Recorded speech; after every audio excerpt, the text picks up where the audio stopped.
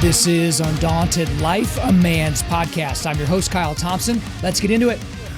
All right, guys, today we've got a special guest on the podcast. His name is Titus Kennedy. So he is a field archaeologist, and he has been involved in excavations and survey projects at several archaeological sites in biblical lands, including directing and supervising multiple projects spanning the Bronze Age through the Byzantine period. So his archaeological interests include biblical archaeology, the interplay between ancient documents and the archaeological record, experimental archaeology, ancient demography, and the similarities between cultures and antiquity. And he's done a whole lot in all these different areas, and we're not even going to be able to scratch the surface on all of it today. But he's also a research fellow at the Discovery Institute, and he teaches as an adjunct professor at Biola University and has been a consultant, writer, and guide for history and archaeology documentaries and curricula. And the thing, I think I said documentaries. I meant documentaries, guys. You know, it's just kind of one of those things. Sometimes when you say things out loud, you sound stupid. But he's also the author of two different books. So there's Unearthing the Bible. So that's a book that he wrote in 2020. And then Excavating the Evidence for Jesus. This was a book that he wrote in 2022. And guys, we get into both of those things here in this interview. But, you know, he's the first archaeologist I think I've ever talked to in my entire life. So we talked to him about that. You know, what made him want to get into archaeology? You know, is it because of the Indiana Jones films and all that? Or kind of what are the different misperceptions and common misperceptions inside of archaeology? We talk about the difficulty of archaeology, but then we dig into how do you do an archaeological dig? Like, you know, how do you choose a location? Like, whose laws do you abide by? Who gets to keep the artifacts after you're done with it? The imprecision of archaeology. We also dig into some of the holy grails of Christian archaeology, the things we haven't found yet, you know, how Christians should feel about archaeology overall, some of the traditions that we believe that don't actually have a backing. But then whenever we really start digging into his latest book, Excavating the Evidence for Jesus, we dig broadly into the most important question in all of eternity, which is, did Jesus, was he resurrected from the dead? And then we look at how archaeology can kind of put together some of the pieces and go against some of the arguments that would convince people that no, that actually didn't happen.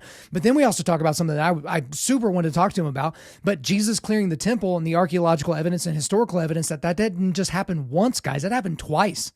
So when you talk about Jesus clearing the temple, we always talk about it in this singular fashion, but we have plenty of evidence to suggest that happened at the beginning of Jesus' ministry, but also at the end. We talked about the date for Christmas. We do, what would you say to someone that said, we did a bunch of great stuff in this particular interview. And guys, this guy is an academic. This is somebody that has spent a lot of his time writing and researching and doing the really difficult work of archaeology. But I think we stayed, at a 30,000 foot view enough to where we could really, really dig in. Guys, if you want to get the books, they will be in the show notes, so you can go in even further. But I really, really enjoyed my time with him today. So guys, without further ado, let's get into it. Titus Kennedy, welcome to Undaunted.Life, a man's podcast. Hey, thank you, Kyle. So we need to start out from the very, very beginning, because I think this is a record. This is like a brand new experience for me. You're an archaeologist, and I've never talked to one of those things, but I just need to get something out of the way from the very, very beginning. I need you to admit this. You just wanted to become an archaeologist because of Indiana Jones. Just say it. Just say it to everybody right now so that we can have something to build upon for the rest of our time today. I don't know if I should say I wish that were true, but Indiana Jones wasn't even my intro to archaeology. So, he can't take credit for all that. Okay, so I guess let's start there then. How does someone even become an archaeologist? And I guess for you specifically, why did you decide, yep, that's my path, I want to do that? Yeah, when I was in elementary school, I really liked history. That was maybe my favorite subject, definitely one of my favorites. But I had no idea that archaeology existed. Nobody taught me that. Didn't really read about it in any of my books. But then in fourth grade, my teacher gave me this book on the city of Troy and the excavation of Troy, which was one of the early major archaeological projects. And so I read that, and that was my introduction to archaeology. And I found out that, this is one of the places where we get historical information from people actually going out, finding these locations, and then digging into the ground and exposing the buildings and recovering artifacts. It wasn't just a bunch of old records, written records that were handed down and recopied. There's actually new information coming out from archaeology. So I thought that was really cool. Very interested in history and ancient history, and then biblical history too. And my dad gave me some books on archaeology connected to the Bible later on. And I started to understand that there is a ton from archaeology that connects to the Bible, that shows the historical reliability of different biblical books. And I got really interested in that in particular. And by the end of high school, I decided maybe I want to try to study this and see where it goes. So I studied archaeology in college in my undergrad and along with other subjects. And that's when I first volunteered for a dig too. And I just kept doing that and decided I want to keep trying to go forward with this master's degree, doctorate, doing lots of excavations, working in the field. So that's kind of how I got to where I am.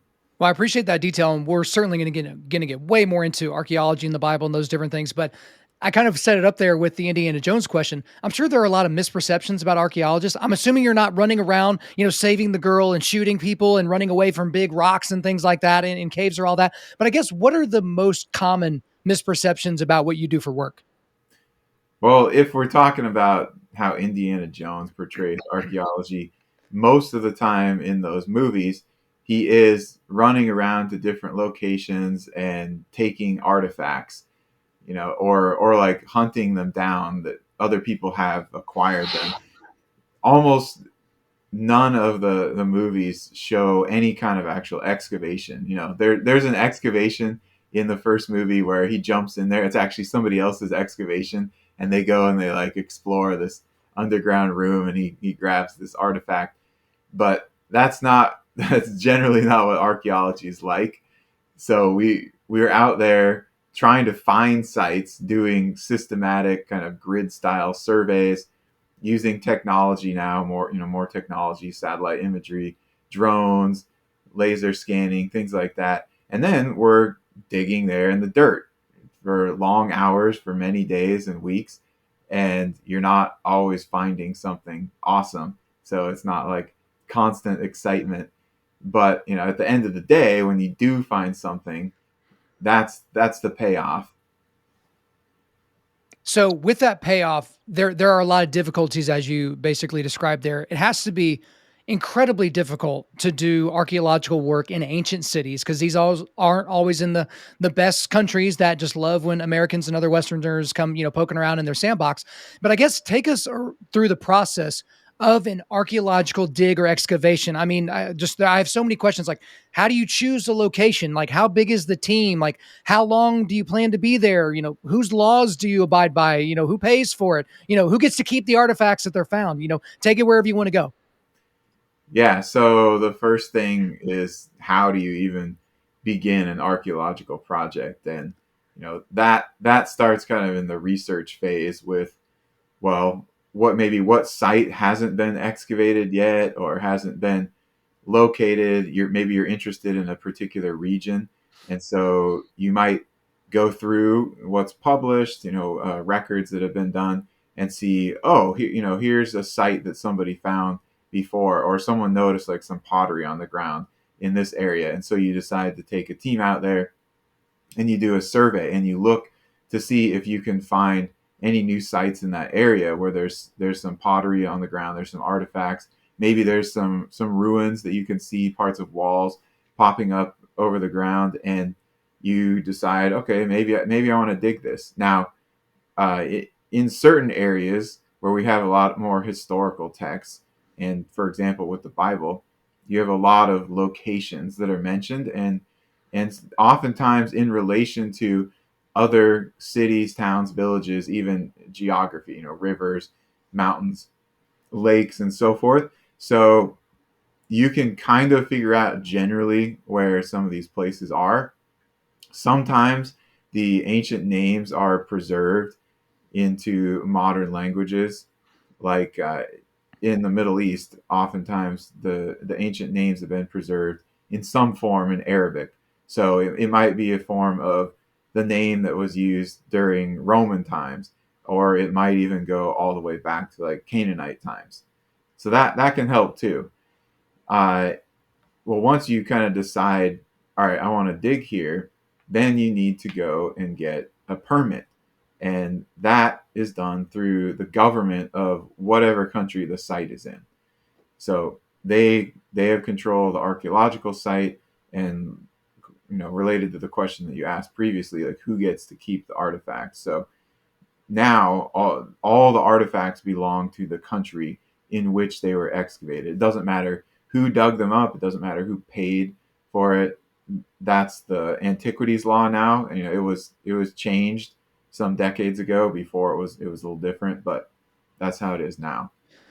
Gotcha. And so, one thing that's part of this whole process, and I've heard this kind of said about archaeology as opposed to some of the other sciences or the other disciplines, is that archaeology can be very imprecise when people want precision. So, an archaeologist might say, yes, this piece of pottery or this whatever can be dated to, and then they give this huge date range in terms of what we say today. Because, if you were to say, pick some big news topic and say, hey, that happened on this date, and we've got 10,000 tweets and all these other different stories. We know exactly when it happened, exactly when that speech was given, all of that. But obviously, we didn't have the internet back then. We didn't have television. We didn't have Twitter, 2, 3, 4,000 years ago, something like that. But what would you say to people that are like, hey, archaeology is just, it's kind of a crapshoot. They're just kind of throwing a dart up against the board?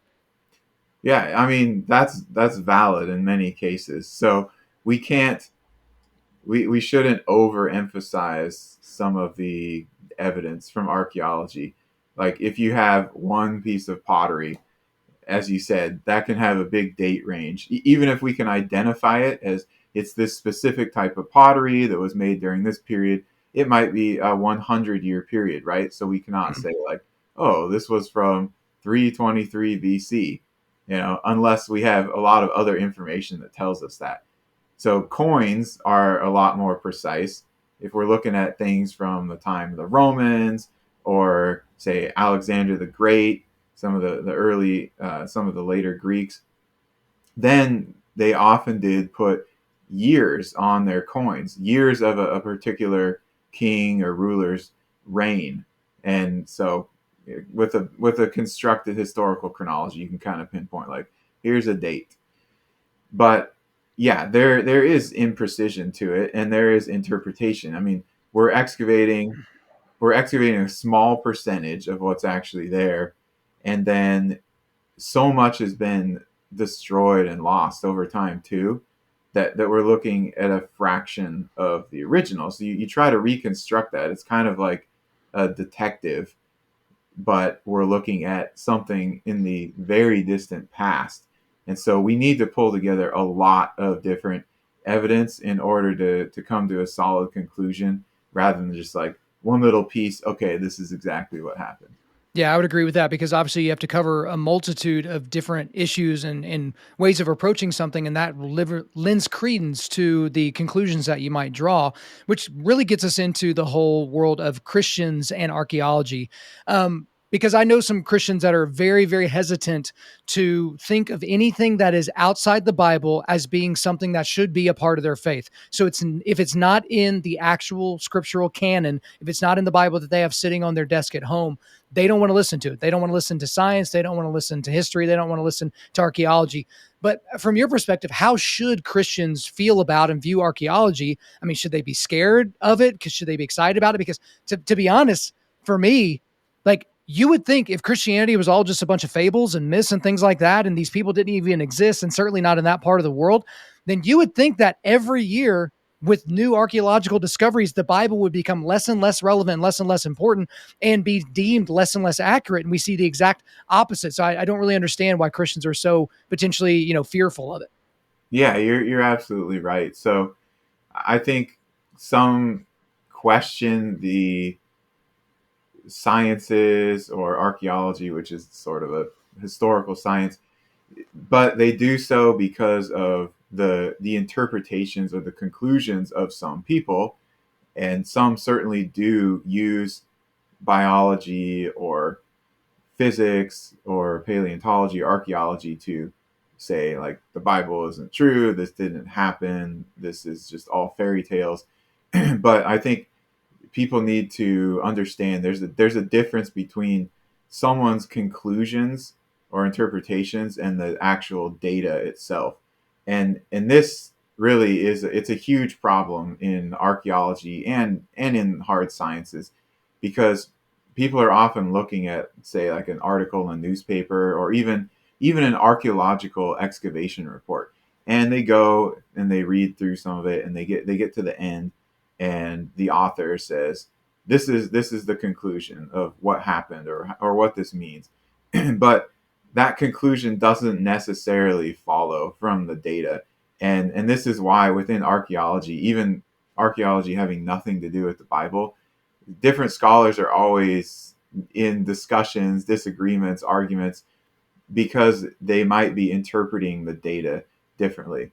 So if you're saying, I don't want to listen to archaeology because it's rejecting the Bible or something like that, well, it depends on which archaeologist you're talking to. And again, this is an issue of what is the source of authority. Is it one person's conclusions, or is it the data, or, if we're talking about in the case of Christianity, is it the Bible? Yeah, I think that that's very important, and I always encourage Christians to look at things. Well, I guess we'll talk about this then. How should Christians approach specifically ancient writings that are not part of the biblical canon, but point to some of the truths that are described in Scripture? So I'm thinking specifically of Celsus or Tacitus or Josephus or any of these types of people. These are not Christians. None of these people came from a Christian worldview. We don't know them to be Christians, but they wrote things that really substantiate some of the claims that are made in the Bible, and it helps people to not be able to just wave their hand and be like, "Oh, the Bible, it's all whatever. We can't even trust it. We don't even have the originals. We can't even trust that these stories actually happen." But when people that didn't have a dog in the fight, that were not Christians to begin with, write some of the things that coincide directly with what we see in Scripture, that's a good thing, right? Yeah, I think it is. I think those texts are helpful.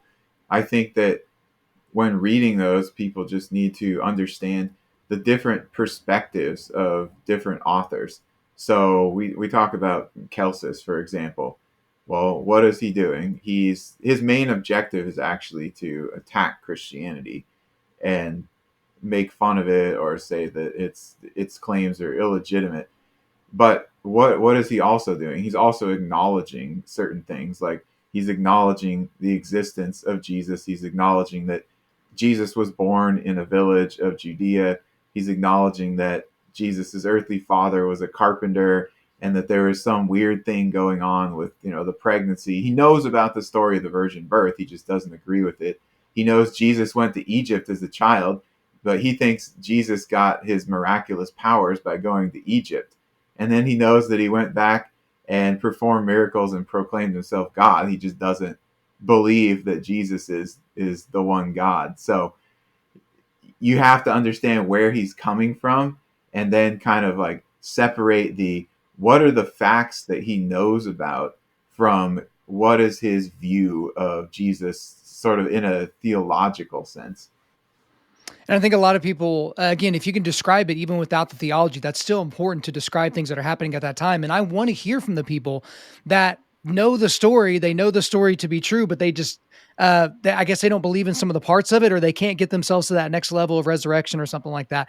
Now, one thing as I was preparing this interview, I'm like, okay, this might be one of my favorite questions because I don't really know what I would say, but without trying to be punny, what are the holy grails of Christian archaeology that we haven't found yet? Like, what are the biggest mysteries still unsolved? What are the biggest people groups, or the things that we're pretty sure are somewhere on this planet? We just haven't found it yet. Are there parts of do you think the Sahara Desert has a whole bunch of secrets because, climate change has, moved the sand around, and now we don't know where all these people are? Like, what are the holy grails for Christian archaeology specifically? I would say, in at least the popular kind of mainstream, we would have a few objects or things like the Ark of the Covenant. Okay, that would be something huge of immense interest that everybody's always wondering, where could that be? Or, this person claimed they found it, but we haven't seen it. Do you think it's going to be found? Another could be Noah's Ark. Again, that is one where people are always looking for it. There's always something coming up where a person claimed, "Oh yeah, we found it," and then it comes out later that that's not what it was. But there's all sorts of things like that. So those two would be really big. But there's ones that aren't maybe talked about as much that would also be really historically important, like some inscription from the life of Jesus that mentions him, while he was still alive on earth, or say something like Joseph, okay, uh, some kind of Egyptian text or inscription that talks about Joseph and specifies him by name and some of the things that he did, or even Moses, okay. So the farther we go back in history, the less records, the less material generally we have, and it's hard to, or unlikely to, find things for people like that. It's more likely to find things belonging to kings, like King Solomon. Okay, we actually right now don't have an inscription mentioning King Solomon from his time. We do have a couple that refer to David from the 9th century BC, but we haven't yet found one about Solomon. I think that's something that definitely will be found in the future, and it would be big, but these other ones are more often talked about. Yeah, there's certainly more talked about. And I mean, any of those would be really, really important. And I think that would be great for Christians to know those things and understand those things are happening. But what are some, I guess, common traditions or norms that Christians believe in that aren't actually true according to the archaeological evidence? And I was trying to think of an example before this, but I know you kind of have some. But there are things that we as Christians, it was kind of like when you hear a Christian quote a scripture, but they do it incompletely or poorly, or they provide no context, and it's like, okay, that's just a scripture for a coffee mug, that's not actually what you're trying to say. But are there some things that most Christians believe to be true, but that archaeologically there's no evidence for it? I would say one that comes up a lot is people's idea of the manger in the nativity story. Mm-hmm. Usually it's thought of as this wooden object, but in reality, the way that they made mangers during that time was by carving them out of limestone. Right, And stone. we have a lot of those. So that's kind of one thing. I don't know if it's a major thing, but it is sort of out there in popular Well, culture. well, Titus, it's because stones are really heavy to carry to our front yards. Like for Christmas time, like we can set up the nativity, wooden box a little easier. Oh yeah, that's true. It may have been a factor. Yeah. So are there others aside from maybe the nativity that are kind of common? Well, there's a lot of stuff that swirls around the internet, I think, about what's been found supposedly that connects to the Bible. And I would say those are some common misperceptions. One of the big ones we already talked about, like Noah's Ark. Okay, there constantly are these claims that Noah's Ark has been found, and yet it still has not. I don't know if it ever will be. It's made of wood and landed on a mountain a long, long time ago. So, but another one is like the chariot wheels of Pharaoh's army in somewhere in the Red Sea, right? That one swirls a lot around a lot too. There's those have never been found either. Um, other misperceptions. Not a big deal, but I think that when people read the Bible, especially the Old Testament, and they read about some of these cities, and they think that they're huge, right? Because they're looking at it from a 21st century perspective. But these places were actually really small in terms of surface area and population compared to cities today. So there's stuff like that. There's living conditions, there's literacy rate. I would say, yeah, most of the time it's smaller details like that. Okay. Um, Now I'm about to talk about something that is obviously a major, major detail, but there is a segment. I mean, early on in this podcast, I talked about this. This is one of like the first episode. I think it was one of our single digit episodes back in like 2016 or 2017, something like that. Was that there are honestly a group of people in modernity that think Jesus of Nazareth never existed. Not that he wasn't the son of God, not that he didn't heal people, not that, he didn't actually rise from the dead or any of those things, that he never existed, that he is completely a figment of historical myth, that there's no evidence to suggest that the man actually existed. So for you specifically, obviously you've spent a lot of time really going into this, and we'll get into the new book here in a second, which details it even further. But what do you have to say to people who fervently and honestly believe that. Because I mean, sometimes like I've never ran into someone like that in person, but seeing these people online, I would just be like, if they were in front of me, I'd be like, do you think that Julius Caesar existed? Do you think that he crossed the Rubicon? Because there's way more evidence to suggest that Jesus existed and rose from the dead than that Julius Caesar crossed the Rubicon. So help me understand. So you give me some help here. Yeah, I would probably say two things. The first is that they should read some of the first and second century writings, non-Christian writings, writings outside of the Bible that talk about Jesus, that mention him and specific events in his life. And then secondarily, that there really aren't any scholars in the field of ancient history and archaeology that deal with the Middle East or biblical studies, New Testament time period, and so forth, that would say there's no evidence that Jesus existed. That's just not a thing in academia. Now, they have different views about exactly what Jesus was like and what he said and what he did and so forth, because many scholars don't take the Gospels as reliable historical accounts, but they're not actually saying Jesus didn't exist, because we have so much evidence really that he did exist, even not counting the New Testament. Yeah, it's just one of those things where it's like it almost doesn't dignify a response, but you should just ask questions to be like, okay, how did you get to whatever age that you are right now? And you believe silly things like that. But again, that could be an opportunity for you to educate that person a little bit. But we do need to get to the new book. This is a book that you wrote this year. It's called Excavating the Evidence for Jesus. So we're so thankful that you sent this over to our team. Guys, it is in the show notes also with this first book, Unearthing the Bible. But this is a broad question, and I realized that from the very beginning here. But this is potentially the most important question that I could ask you today.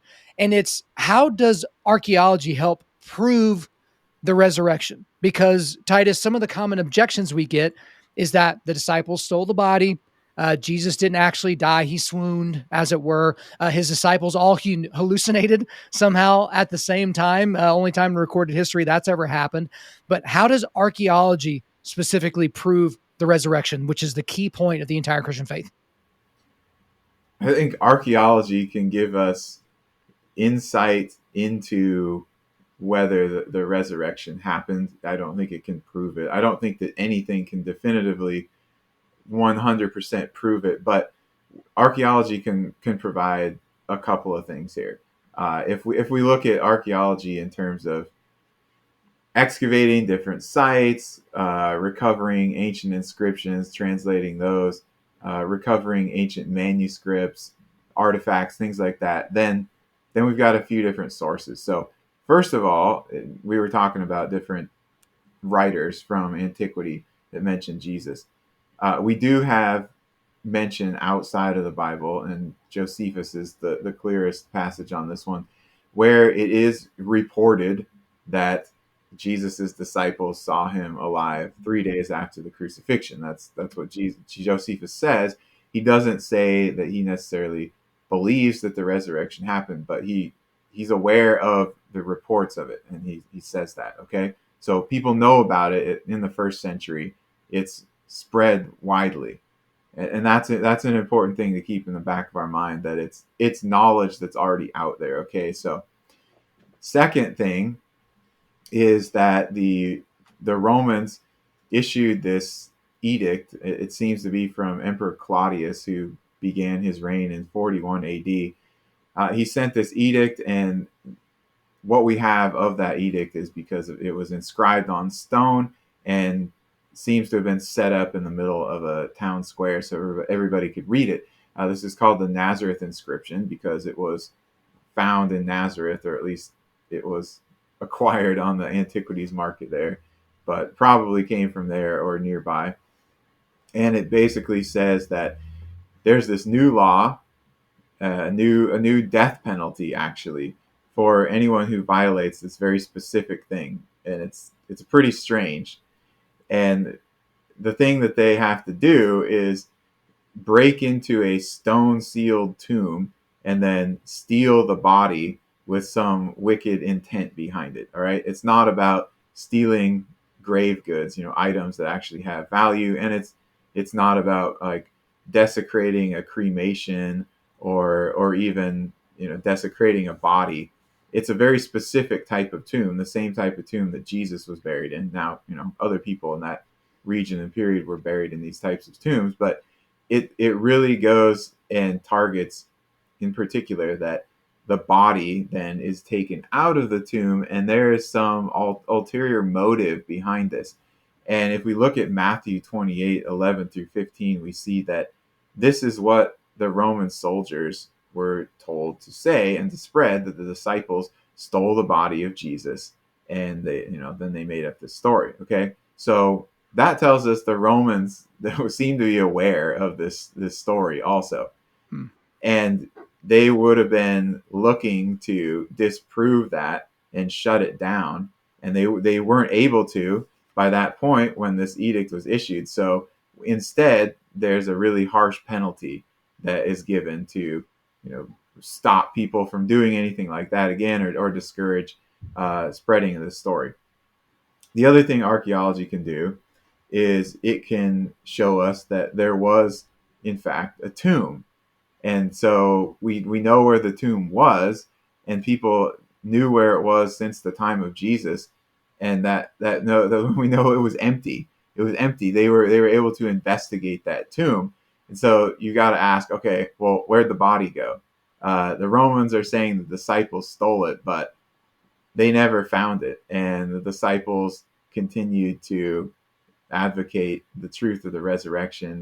Many to their death. We don't know the fate for sure of all of them, but so archaeology can provide some evidence towards that. It can't prove it. We can use other methods, other fields to build the case to make it a really plausible, most likely outcome from a historical perspective.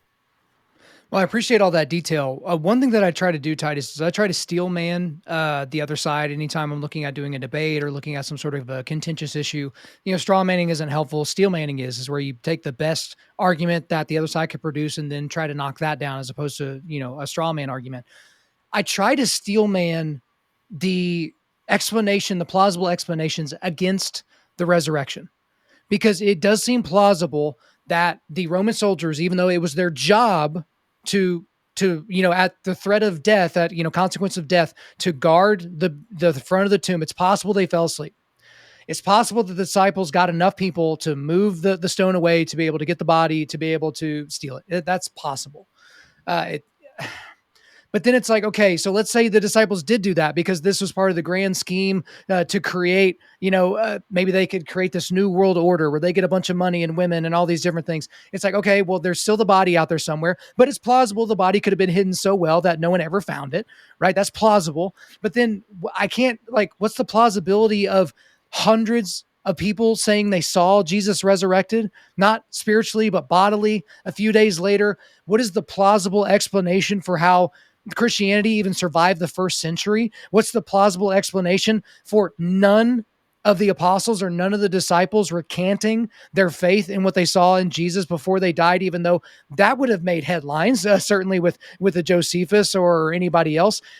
Help me steel man it, because it's like, I want to give the other side their due. I get it that some people just don't believe in that, but it's like, what else do you need to see? What is a good plausible explanation for the resurrection not having happened?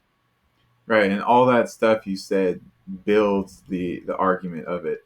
And we can say that certain things are possible even though they're so incredibly unlikely, such as the Roman soldiers falling asleep and not waking up when somebody goes there.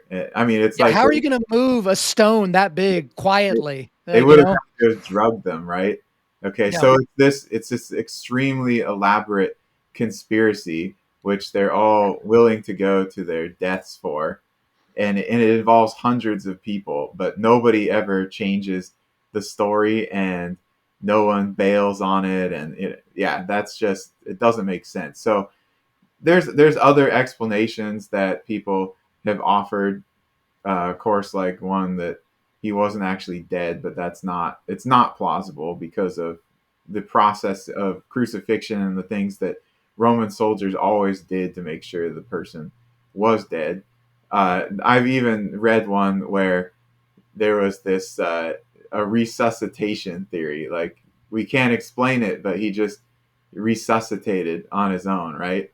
So that's like a medical anomaly. Okay, Yeah.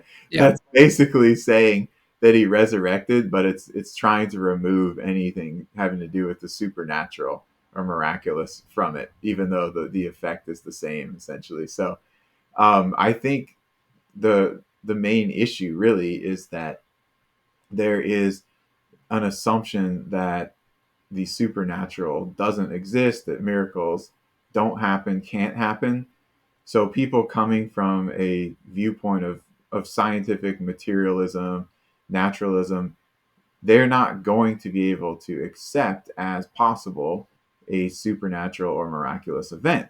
And so Right. then you come to an impasse there, because you can show that the resurrection is the most likely explanation with all these different things that we've talked about and more. But if someone is completely set that it's impossible for a miracle to happen, that the supernatural does not exist, then they have to come up with another explanation, even if it's a medical anomaly. He just resuscitated, somehow hung out in the tomb for a couple of days, and then somebody moved it and he got out and disappeared, and they said that he was resurrected. So Again, I want to see the other side here because it's the most important question that a human being can reckon with, right? Because I talk to, atheists and agnostics all the time. It's like, well, if you're right and I'm wrong, well, we're both worm food at the end of the day. Like I would have just like ended up wasting a lot of time and money on this whole Christian thing the entire time. But if you're wrong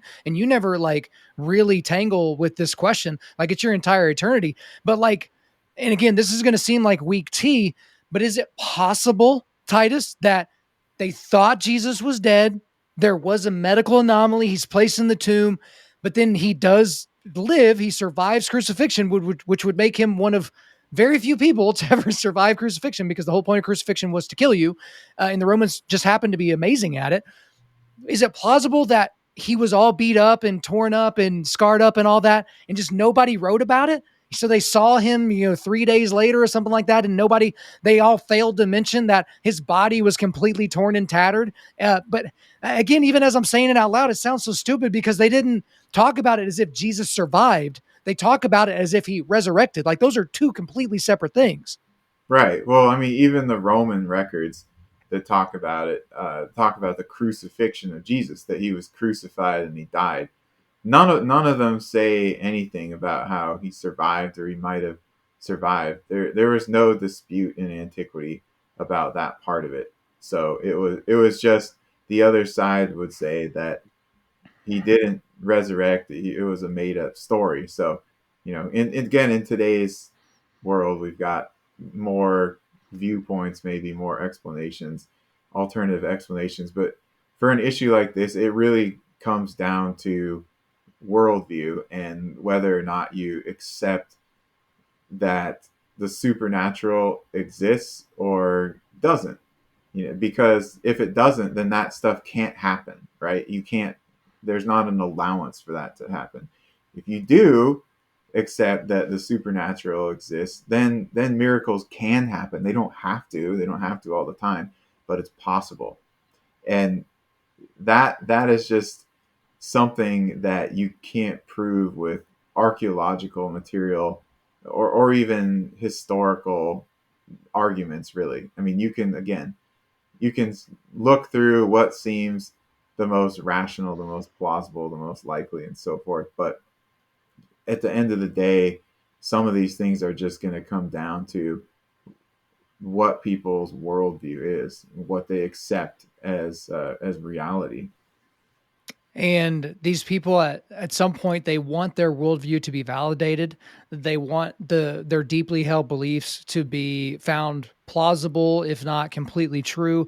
And again, this goes against everything because again, if you believe in the resurrection, if you believe that a Middle Eastern Jew, was killed by the Romans at the behest of the Jewish Sanhedrin, like that's going to require some changes of you, right? So you're not going to be able to continue doing the things that you're doing in the way that you're doing them. It's going to require a lot of you. So I'm glad you spent basically an entire book, excavating the evidence for Jesus and digging into the archaeology and the history around literally the most important thing. And the entire book's not about the resurrection. You talk about a lot of other things, guys. We can possibly get into all the detail here in this podcast, but the evidence is there.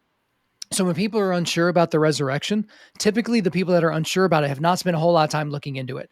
And, there are plenty of books. There's your book. There's Evidence That Demands a Verdict. There are other books that have gone into a great amount of detail as to everything that's gone around here. And they come at it from the perspective of, we are on a truth quest here. We're not trying to steel man our side of the argument. So I really appreciate you going into all that detail in your book.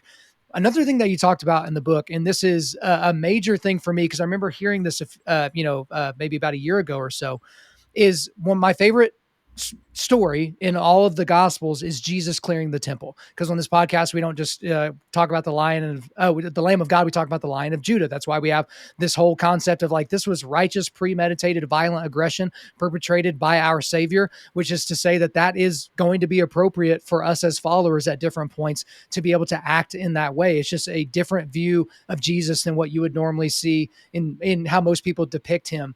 But most people think that he just did that once, that he cleared the temple, and they talk about that as a singular event. And I remember about a year ago, I saw a single post where someone was like, no, this actually happened twice. And they kind of provided an explanation, but it wasn't really a big time website. And I wasn't really sure if this was just somebody spouting off on a blog.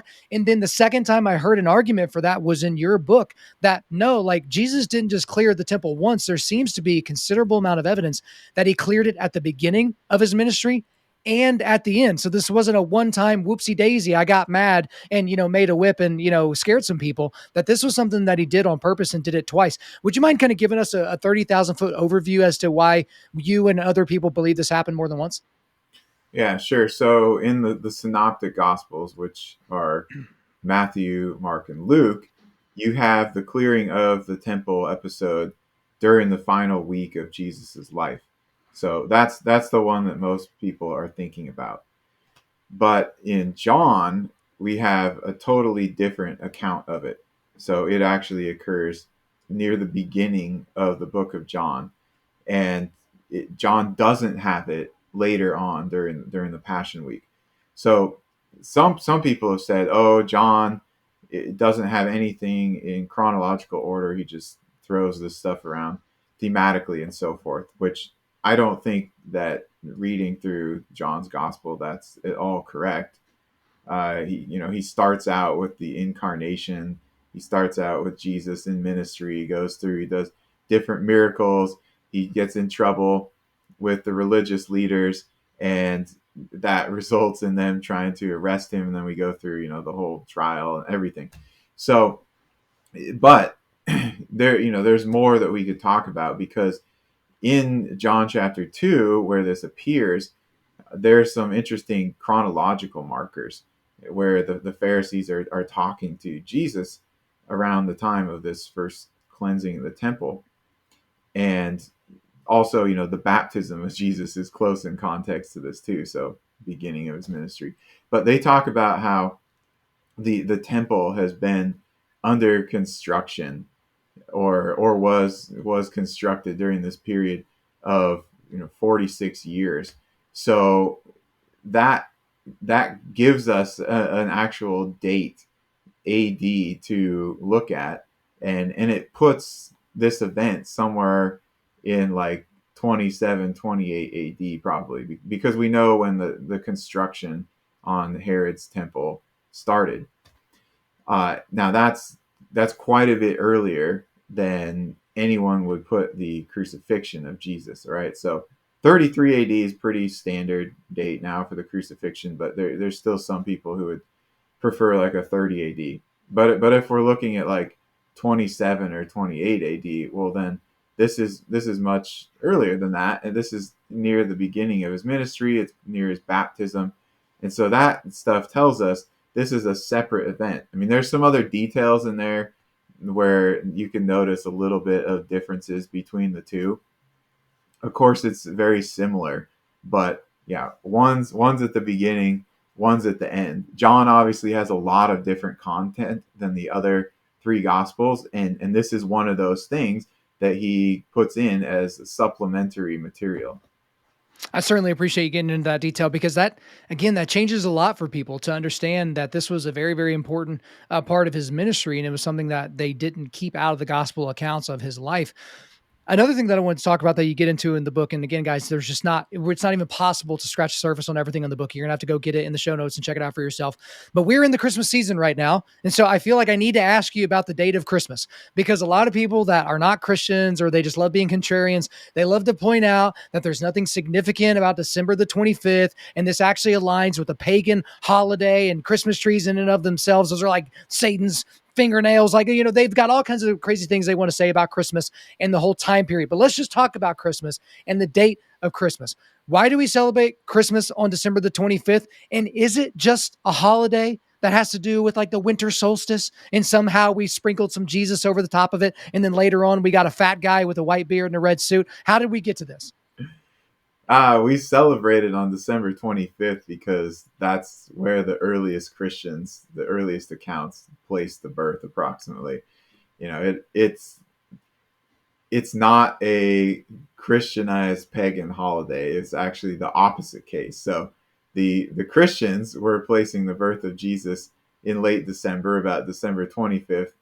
But then later on, some Roman polytheist pagans, they decided to put a new celebration, a new pagan celebration there. And we can go back to the 2nd century, really, and then the 3rd century also. So all this is before Christianity was legalized. And we see in writings of the church fathers things like, not only was the date thought to be December 25th, but they even talk about the conception of Jesus, March 25th. So jumping ahead 9 months there. So there you can see it from both of those angles there.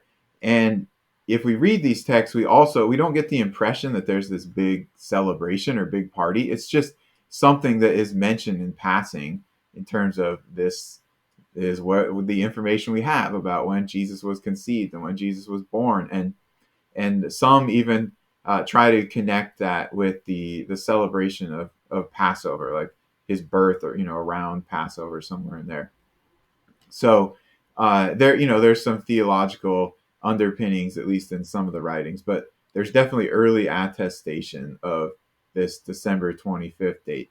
But if you fast forward then to after Christianity is legalized in the Roman Empire, and so it becomes more open and public, right? And there's some Christian emperors in this early phase, but there's also some pagan ones. So there's some pushback from these pagan ones. And one of the things that happens is that Emperor Aurelian, he decides to institute this new celebration in the winter solstice, like you mentioned, for Sol Invictus. Okay, so this doesn't happen though until a couple of hundred years after our earliest source for December 25th being the birth of Jesus.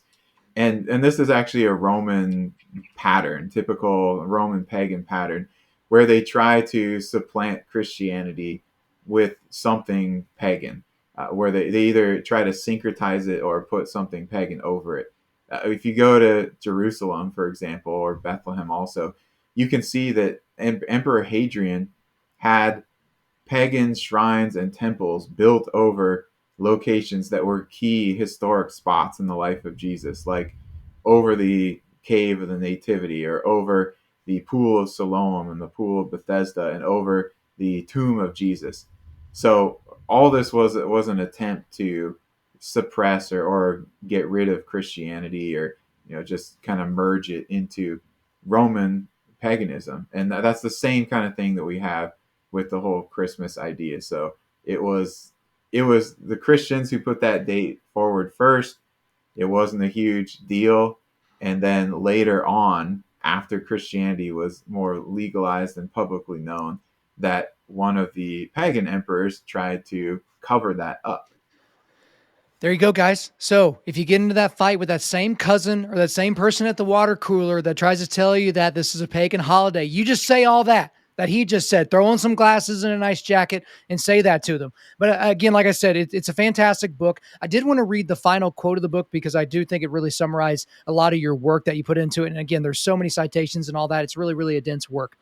Rather than a mythical character, Jesus of Nazareth is actually one of the most widely attested personalities in antiquity, and the narratives in the Gospels have been confirmed as historically reliable accounts by ever increasing archaeological discoveries. Although Jesus only walked those paths until AD 33 and was unjustly executed in a tiny province on the fringes of the empire, knowledge of his life and teaching rapidly spread across the vast Roman world and beyond. Centuries later, the ancient ruins, artifacts, and manuscripts continue to tell the incredible story. And again, I really think that that's the point, Titus, is that if the history were wrong, history and archaeology work together. Obviously, they're fairly simpatico. You established that from the very beginning here. But with every year that passed by, with every era of archaeology, because archaeology is still relatively a new discipline, we would see things disproven about the Bible, and we only see the opposite. Because we thought at different points, we don't have to get into any examples, that there were these archaeological discoveries that are like, you see, that disproves this part of the Old Testament, so the entire book can't be seen as infallible, only to discover 5 years later, 20 years later, another discovery actually goes back and usurps that one and says, actually, this was legit and this was good to go. I guess before we leave to the last segment of the show, how could Christians that are maybe interested in archaeology but don't have time to, really go to school and study it and be a part of that, how can we stay up to date on the archaeological evidence that we've seen? Because it wasn't until like a lot of people in my audience, they didn't even know about this stuff until I had Eric Metaxas on the show last year for his book, Is Atheism Dead? And like a third of that book is just about archaeology. So how can we stay up on it? Because I don't know, is there like archaeology in the Bible.com or like, how can we stay on? Yeah, I mean there are some organizations and websites out there that are continuously publishing material or doing projects, and of course there's books that are written. So yeah, I would say do some research online to find some good organizations that are really looking at the Bible from a historical archaeological perspective. Search for books on some of this stuff. Look into who the authors are to see what their worldview is, their preconceived notions, their experience, and so forth, because some are going to be good and some are not going to be. And I would also just say exercise discernment, because sometimes pretty grandiose or confident claims are made about certain things one way or the other, whether it's, hey, we just discovered Noah's Ark, or hey, this discovery proves the Bible never happened, or something. Uh, so look into those things. Use critical thinking, and yeah, you maybe you're not going to be an expert in the field, but everybody's able to at least exercise some critical thinking and basic research and figure out the general story and the main points. With that, I think it's important to kind of get into, okay, what does the future look like? Not just for you, but well, I guess we'll make it with you. What are the future digs that you're going to be a part of? What are the future projects that you have coming up that could potentially be of interest to us? So in the past, I've excavated and done survey projects at several different sites, and I've kind of focused on both the period of Jesus, but also on kind of like Exodus, conquest, Joshua, Judges period too. Um, I'm I'm interested in maybe going into a different period and kind of expanding my firsthand experience with some of those. So, I'm looking at maybe going to do a site in Jordan possibly, and looking in the earlier periods. So, kind of more like when the patriarchs lived. I've also done some excavation in Armenia recently, and I'm interested in exploring some of that, with going back to really really early times, like the dawn of civilization type of thing, and maybe fill in some blanks where the Bible really doesn't talk much about that time between Noah and Abraham, right? So what is there to find in there? And then, in the future, I still have a lot of interest in sites that connect to things like Book of Joshua or Exodus, even because there's a lot of debate in those areas. And so I think that archaeology can not only help us just understand the context of what we're reading, but it can help to solve some of those disputes. And yeah, we'll see. Maybe something with connected to the Book of Acts and the epistles at some point in the future. I'm interested in a lot of stuff. It's just sort of what projects are available and viable, because it's not just as easy as, oh, I want to dig at this site, let's go do that. All right, that sounds good. Well, as long as you keep doing those cool projects and writing books, we'll keep having you on to talk about it. But before we let you go today, I want to do a segment with you that we do with some people on our show. It's called "What Would You Say to Someone That Said?" So what I'm going to do, Titus, is I'm going to say, "What would you say to someone that said?" And then I'm going to fill in the blank with some random statement. But here's the thing: it is lightning round. You only get 30 seconds maximum to give me your response. So it sometimes makes some people uncomfortable because I'm kind of putting you in a box here. But no matter what I say, you got to give me a 30-second response to all these different things. So you up for it? Yeah, let's do it. Okay, first one here. Let's see how you do. What would you say to someone that said, "I want to become an archaeologist"? I would say read some books, first of all, on archaeology to see if it really interests you that much. And then go and volunteer on an archaeological excavation to see if you enjoy doing that. Because a lot of people hate that. And I would also suggest maybe going to visit museums and even trying to do some volunteering or internship there. You've got to experience the field to see if you actually like it.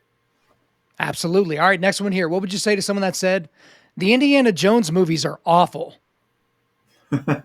I think as movies that they're actually great entertainment, but as film that depicts archaeology, they're highly inaccurate. So it depends on how you're evaluating and judging them.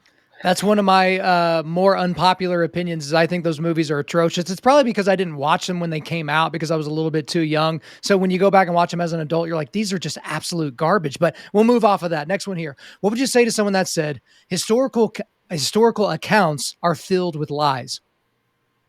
I think it depends on what historical accounts we're talking about. We could look at a lot of historical accounts in the ancient world, and we could pick out points in those where there is propaganda or they've inserted their worldview that maybe is not justified or supportive. But we can't broad stroke that. I would say that generally historical accounts from antiquity do contain a lot of actual true historical information, and there may be errors or intentional errors in there, but they've got to be evaluated individually. All right, next one here. What would you say to someone that said archaeology is not a serious academic discipline? That would be news to me. Well, we got two aspects of archaeology. We have the labor aspect of it, but then we do have what takes up most of the time, and that is the academic discipline. It's researching in the library, it's doing work in the laboratory, it's writing and publishing and constructing arguments and teaching and preparing museum displays. So there's a lot of academic type of work that goes into that. There's also science aspect to it, and of course there's humanities aspect to it also. Not all the sexy stuff that made it into all the Indiana Jones films. All right, next one here. What would you say to someone that said, "We don't need archaeology to believe in the Bible. We just need more faith"? Well, if you want to have a faith that is based on something, based on evidence and reason, like Peter says in 1 Peter 3:15, we should have reasons for what we believe. Now, those reasons can be theological and they can come from the Bible, but they can also be reasons from evidence, and evidence that comes external from the scriptures. So I think that we should have legitimate reasons for what we believe, not just like somebody told me this, I read it here, I have a feeling. There's got to be more than that, because we do live in reality, and God has constructed reality that makes sense and it's organized, and we do have the evidence that shows the truth of that. So I don't think we should just discard all of these things. All right, just a few more rapid fire questions here. What would you say to someone that said Jesus never existed?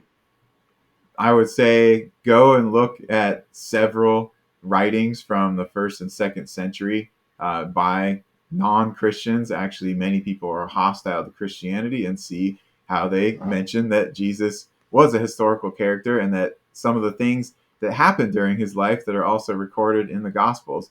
And that will tell us that, well, in the first and second century, people knew about Jesus and they understood and said he was a historical person. What would you say to someone that said the Bible can't be trusted because we don't have the original manuscripts? I would say that we don't have the original manuscripts for anything, really, not even something as recent as Shakespeare. But what we do have is demonstration that the biblical texts were copied with extreme precision so that they do preserve the original words, down to the letters.